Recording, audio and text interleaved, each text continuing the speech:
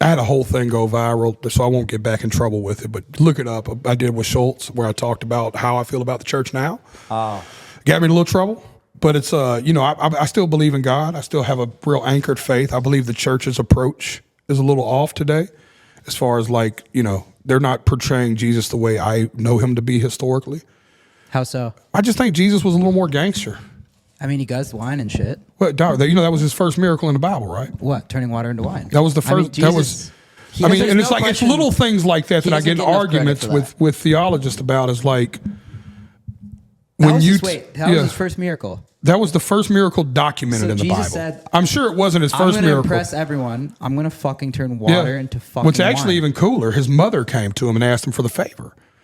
To some degree, there's argument about the scripture, but it was a wedding reception is the way I interpreted it. This is where every pastor on earth takes this clip and dissects what every word I say. I'm just sitting here fucking high talking about God. But it's like, and from my reading and understanding of the theology is that it was a wedding reception. His mother comes to him and goes, I need a favor. Can you turn this? Can you turn this water into wine? And he goes, woman, it's not my time. I think that was the exact quote in one of the scriptures. Woman, it's not my time. And to some degree, my ad lib is she was like, please. And he was like, okay. You know what I'm saying? It's like, so listen, there's layers to this story, right? Let's peel it apart and how this shows you how cool Jesus is on the front end. One, he'd been doing cool shit and nobody knew it. Because why would she come randomly ask him to turn water into wine? She doesn't see him revive a squirrel. Something's happened. She's seen him. There's something there that she knows there's something different with this dude. Yeah. She knows this. Mary is aware of this enough to come to him, which is very telling. And then she goes, hey, hook me up. And then he immediately is kind of stern with her. Like, no. I'm not flexing. Like, you're tripping. Like, this, it's not time for that right now. Yeah. And then the human side of Jesus comes out because it's his mother. Come on, man. It's like mama leaning on you a little bit. Come on, boy. All right.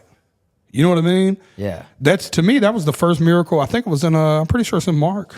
I hadn't read the Bible in a long time, to be honest, but when you break it down like that, I mean, that's look at it completely different. Beauty move. Well, I break it down like that and people understand it. And then some fucking mega church pastor will crucify me on TikTok next week about, and I'm like, and my whole argument is like, I'm telling a story that these dudes didn't even really know, but kind of knew. Yeah. And I'm giving people that otherwise have never thought of that story a different perspective of it. Like, I thought the church would be like super proud of what I'm doing.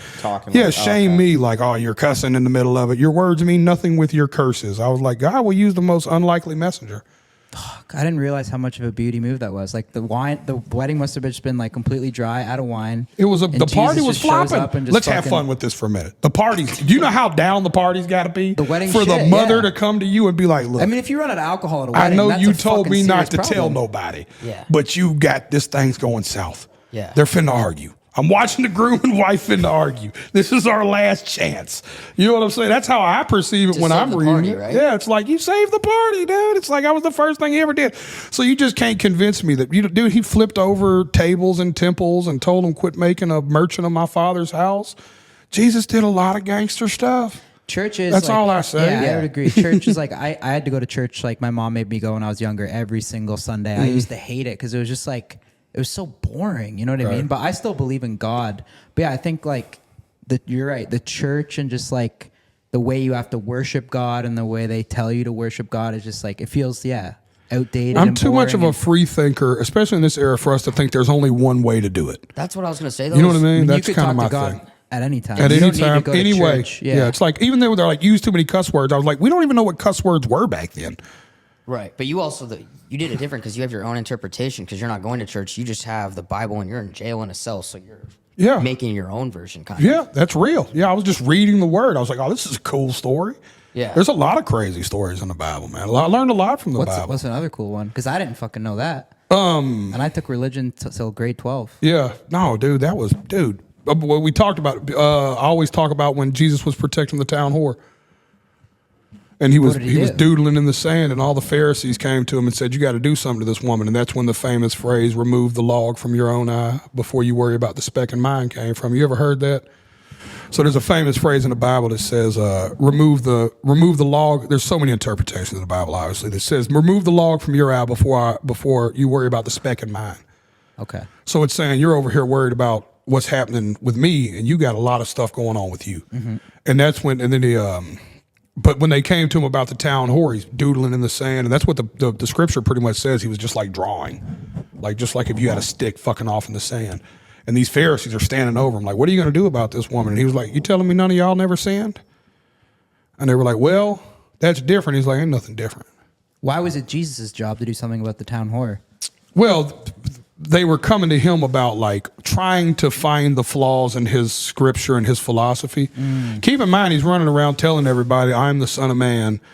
I'm here to change the world. You know what I mean? Like I am here, you know, like I'm God in flesh form. Like it was a wild concept. Like that time, just that whole era. If you think about like the insanity of this guy coming around and being like, I'm telling you, I'm the Son of God. And then, you know, wild, like my mother was a virgin. She never slept with my father. You know, like if that's your story and you're anchoring it around and you're testing all these principles. So all these guys who knew all the scriptures would try to come to him and go, what about this? Well, what about this? Well, what would you do in this situation? You know, they were just kind of leaning on him.